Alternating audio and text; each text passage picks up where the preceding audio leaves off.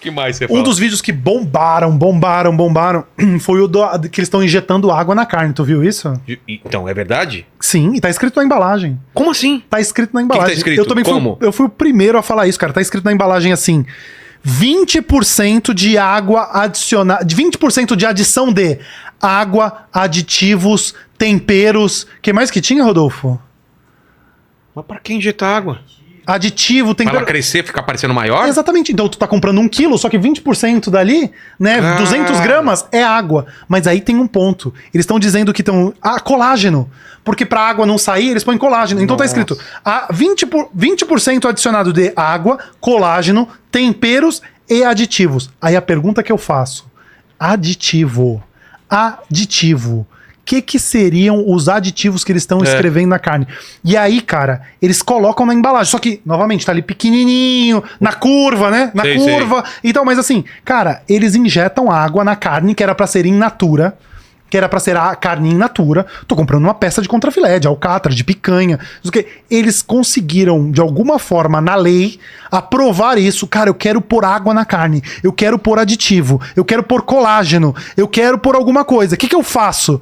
Aí, o órgão regulamentador, né, que eu não sei como foram nos bastidores, eles falaram assim, pra não dizer outras coisas que aconteceram, que a gente sabe que acontece, né, dentro desses órgãos, né, mas não vamos aqui falar, porque senão eles vão falar que eu tenho que provar. Acordos Acordos e tal, não sei o que, por baixo dos panos. Lobbies. Mas aí, o que acontece? Eles falam, tá bom, pode pôr, manda ver, só põe na embalagem.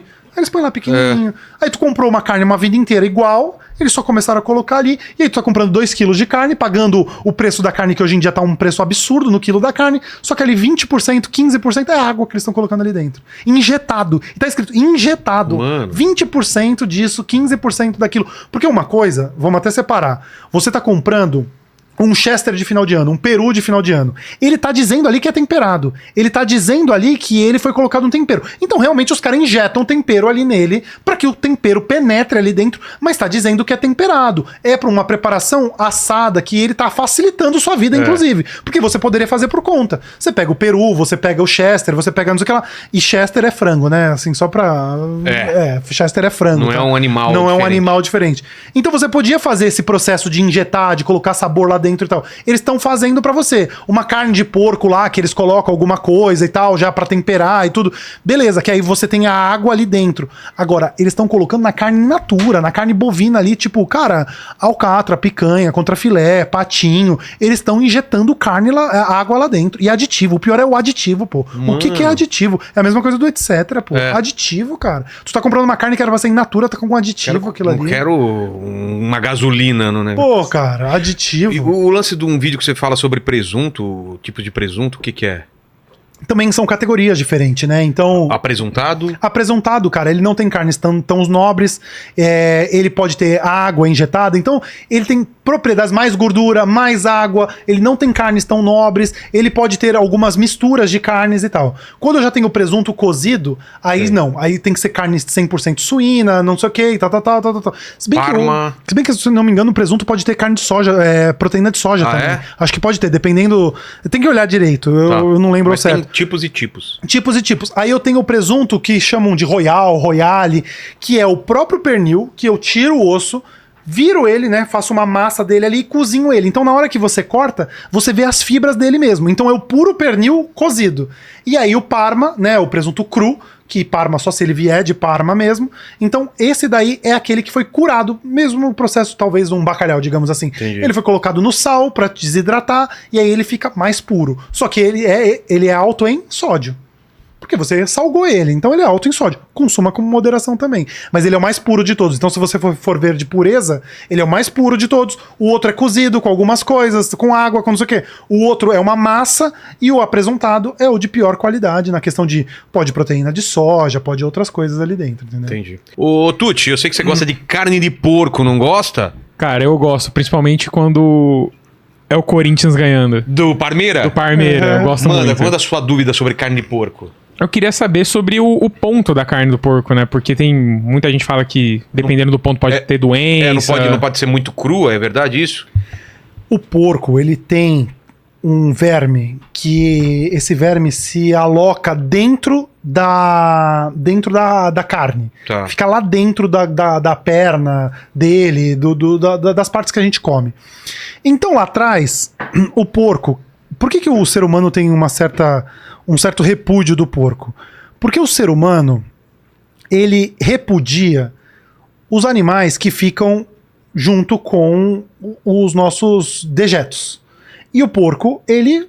Lá atrás, quando você não tinha lugares adequados a cultivar o porco, né? Cultivar não, a criar o porco, eles ficavam onde? Eles ficavam onde era úmido. E onde era úmido? Onde o ser humano fazia as suas necessidades, onde é o esgoto humano. Por que o porco quer ficar num lugar úmido? Porque a pele dele resseca muito. Então, vamos lembrar quando a gente ia no zoológico. O hipopótamo, ele tá dentro onde? O tempo todo? Da água. Porque ele tá lá na savana africana, ele fica dentro de onde? Da água. Porque a pele do hipopótamo resseca, do porco também. Então ele fica dentro da água, ele fica onde está úmido o tempo todo. Então lá atrás, quando ele ficava dentro dos esgotos, dos dejetos humanos, onde ele buscava alguma poça, ele ficava lá. Então o ser humano já olhava aquele animal com uma coisa assim, sabe? Tipo, não muito legal. E aí colocaram isso dentro de religiões. Eles não sabiam provar, falaram assim, ó, Deus falou que aquele animal que fica ali não é pra comer e tal, beleza. Então, dentro de religiões, tem religiões que não comem a carne de porco e tal, porque ele era acostumado a ficar ali. Hoje em dia, o porco, do jeito que ele é criado em granjas, tudo certinho, com umidade, com água caindo em cima dele. Eu fui, né? Aquele negócio que eu tô querendo mostrar de onde vem a carne. Cara, eu fui também numa fazenda de porco. Eu e o Rodolfo, a gente foi lá, filmou. Eu entrei, peguei o porquinho no colo e tal. Então, assim, cara, o porco hoje ele tem outro tipo de criação. Ele tem uma criação que você controla a alimentação dele, o local onde ele está, o que ele come, ele não come mais lavagem, etc. Então, hoje, dependendo de onde você tem o fornecimento do seu porco, e aí eu vou assim além. A Casa do Porco, eleita por anos aí o melhor restaurante do Brasil. Eleito o melhor restaurante das Américas, teve um ano aí que foi eleito, sei lá. Cara, ele serve carne de porco crua. Mano. Crua, ele serve um tartar de porco. Tartar de porco temperado ali, serve crua. Eu já fui lá várias vezes, já comi, tô vivo. Ele não recebeu nenhum processo, ele não fechou até hoje. Então... Ele ganha prêmio, inclusive, porque ele sabe a procedência de onde vem. Então, hoje em dia, você ir num restaurante de alta gastronomia, onde você tem uma confiança de um chefe de cozinha, do fornecimento, ou se você comprar uma carne de porco de bom fornecedor, num bom supermercado, embalada, com CIF, com tudo certinho, cara, não necessariamente você precisa fazer ela ficar seca, esturricada, dura, que justamente quando você faz isso, inclusive você está desperdiçando nutrientes. A história é que a gente volta lá. Quando você faz errado, você desperdiça os nutrientes. Cara, você come a carne de porco muito gostosa, com os nutrientes, e você pode comer ao ponto, você pode comer crua, por exemplo, na Casa do Porco, quando você vai lá. Então, dependendo do fornecedor e de você souber de onde vem, cara, hoje em dia é outra coisa que caiu por terra. Não necessariamente você precisa comer a carne de porco totalmente passada, seca, dura, que você não consegue mastigar. Entendi. Então, hoje é um mito que já caiu também. Porque as coisas evoluíram. Ele não fica mais nos dejetos, ele não fica mais no esgoto, ele não fica comendo lavagem. Você sabe da procedência do porco, você pode comer a carne dele, que é uma carne vermelha, assim como a bovina, da mesma forma. Entendi. Fala, Tutis. Ó, também tem o mito da pipoca, né? Queria que você falasse um pouco sobre... Isso. Cara, eu não sei. A pipoca, a gente nunca pegou pra abrir a pipoca do micro-ondas, né? Porque a gente já põe lá direto. O milho, você tá falando? É, o milho, é. A gente não abre ela pra ver o que tem ali dentro, né? Cara, falando aqui... essa pipoca já pronta. A pipoca já pronta, que a gente põe o saquinho dentro do micro-ondas. Dentro do micro-ondas. A gente não abre, né? Porque se abrir, ferrou, né? Se abrir, ferrou. Você precisa colocar lá dentro do saquinho. Cara, se você abrir aquele saquinho, ali tem o quê? Um monte de gordura vegetal. Então, cara, você tira assim essa pipoca, ela tá cheia de gordura vegetal ali, que é a gordura que a gente falou, que não é a gordura que é boa, que não é a gordura que fez bem pro nosso organismo, que não é uma gordura natural, é a gordura vegetal que tá ali dentro daquela pipoca cheia. Então, cara, qual é o melhor caminho? É você fazer a sua pipoca. Então, essa pipoca industrializada que a gente come há anos, colocando direto no micro-ondas, ela está cheia de gordura vegetal, que é a gordura que a gente tem que evitar ao máximo. Entendi. Eu vi vocês falando aqui antes do lance de alho ou... Como que é? Alho... O que vem primeiro, alho ou cebola? Por quê? Isso daí dúvida? Também o povo sai na mão. Por quê? Cara, é o seguinte. Se você for um chefe de cozinha, se você tiver uma técnica apurada, souber muita... Cara, tanto faz. Você vai escolher, vai lá fazer os dois e beleza. num sentido prático e teórico da coisa, né? Físico, a cebola tem muito mais água do que o alho. O alho tem menos água do que a cebola. A cebola, você corta ela, você vê que ela é molinha, aquilo ali é água. O alho é durinho, ele tem menos água. Então o que acontece? Quando eu coloco o alho antes, aquela água dele, que ele tá picadinho ali. Na hora que eu coloco ele antes com alguma gordura, que eu posso colocar, só não coloque margarina, né? Se eu não coloque margarina, eu ponho um pouquinho de gordura ali e vou dourar o meu alho. Na hora que ele tiver em contato com uma alta temperatura daquela gordura, aquela água dele vai evaporar rapidinho.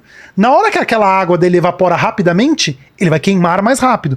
Então, quando eu colocar a cebola depois, eu provavelmente posso ter um alho já queimado. Ou quando eu começar a refogar a cebola, esse alho vai queimar. E ele vai ficar o quê? Amargo, né? Aqui, ó.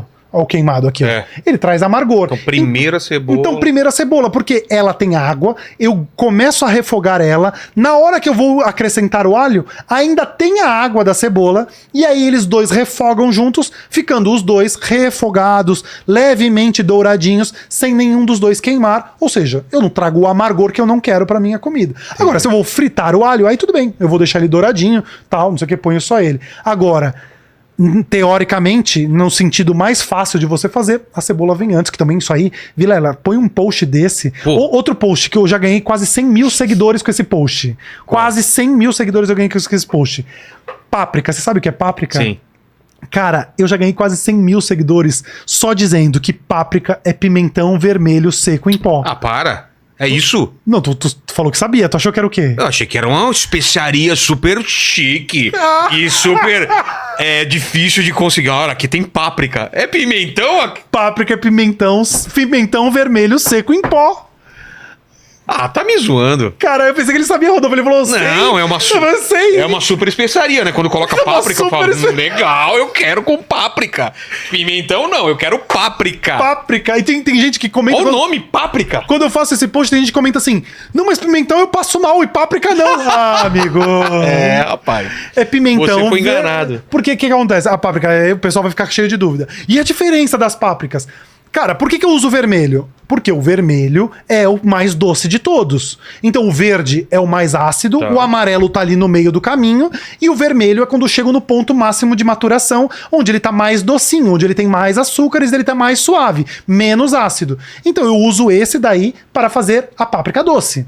A páprica defumada é quando eu pego esse pimentão, asso ele, deixo ele todo douradinho, queimadinho assim, levemente, e aí eu tenho um sabor de defumado. Deixo ele secar, faço ele em pó, páprica defumada. E a páprica picante é quando eu pego uma pimenta, seco essa pimenta e junto ela ali, e aí eu faço o pó, que eu tenho a páprica picante. Cara, olha só. Páprica é pimentão vermelho seco em pó.